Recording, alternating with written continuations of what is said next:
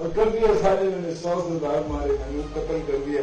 कहते हैं कि अपराधी को सजा का ही प्रावधान होता है, लेकिन कांग्रेस राज में ऐसा नहीं होता था। कांग्रेस राज में अपराधियों को सजा नहीं, इनाम का प्रावधान था। सिखों का कत्ल करने वालों को कांग्रेस ने इनाम के तौर पर बड़े बड़े पद और विधानसभा लोकसभा के टिकट बांटे। कांग्रेस अपराधियों का सम्मान कर रही थी और सिख समाज का अपमान।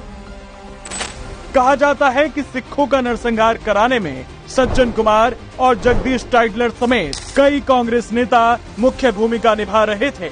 इन दोनों के ही निर्देश पर कई जेलों के ताले 3 दिनों के लिए खोल दिए गए थे, जिनमें से खूंखार अपराधियों को सिर्फ इसलिए बाहर लाया गया था जिससे कि वो सिखों का कत्ल कर सकें।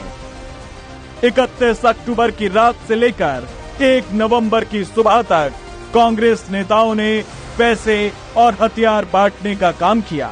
सज्जन कुमार और ललित माकन ने ही हमलावरों को पैसे और शराब की बोतलें बांटी। 1 नवंबर की सुबह 8 बजे सज्जन कुमार ने किरण गार्डन में 120 लोगों को ट्रक से लोहे की रोड बांटते हुए सिखों को मारने और उनके घरों को लूटने का आदेश दिया।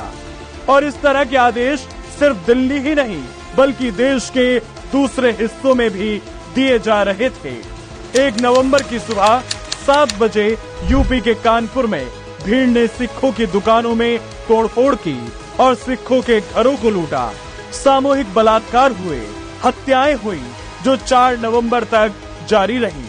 पुलिस सिखों की मदद करने की बजाय सिखों के ही हाथ बांधने का काम कर रही थी। जिन सिखों के पास हथियार थे उन्होंने भीड़ को रोकने की कोशिश की तो पुलिस ने सिखों से उनके हथियार भी छीन लिए। कांग्रेस ने इन विभत्स घटनाओं को अंजाम देने वालों को इनाम देने शुरू किए। सज्जन कुमार को 1991 और 2004 में लोकसभा टिकट देकर संसद तक पहुंचाया।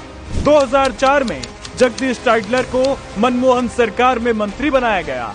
2009 में कांग्रेस ने जब सज्जन कुमार और जगदीश टाइटलर को लोकसभा का टिकट दिया तो बवाल मच गया था और भारी विरोध के चलते इन दोनों नेताओं के टिकट कैंसिल करने पड़े।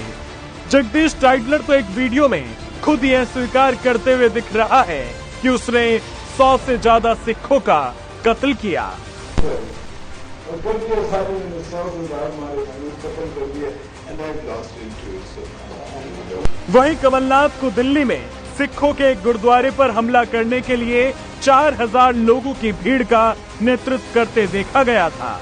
उन्हें कांग्रेस ने सीएम तक बनाया, जो ये बताता है कि कांग्रेस ने न सिर्फ नरसंहार कराया बल्कि उस नरसंहार का नेतृत्व करने वालों को इनाम में बड़े बड़े पद भी दिए, जिससे ये साफ है कि कांग्रेस को सिखों के नरसंहार का कोई अफसोस नहीं था, बल्कि वो तो इस नरसंहार को जायज मानती रही है।